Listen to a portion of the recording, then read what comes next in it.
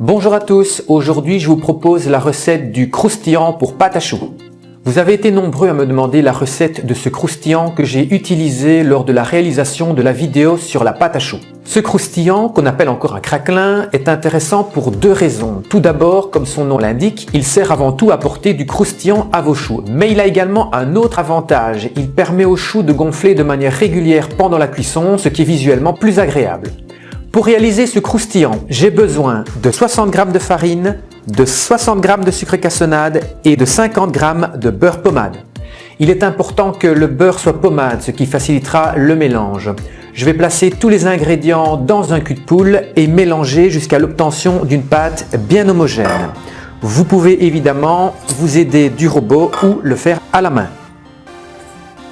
Voilà, la pâte est prête. Je vais à présent l'étaler entre deux feuilles de papier cuisson sur une épaisseur de 2 mm environ. Je vous conseille d'utiliser un rouleau à pâtisserie pour avoir la même épaisseur partout.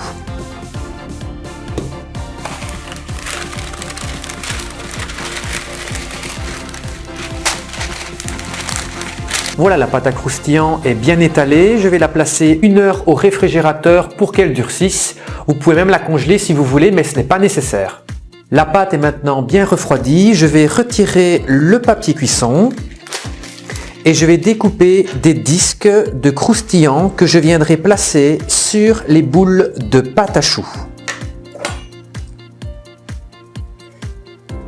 Comme ceci. Voilà, dernier conseil, si vous voulez un effet visuel optimal, il faut que le diamètre de vos disques de croustillant soit au minimum le même que celui de vos boules de pâte à choux.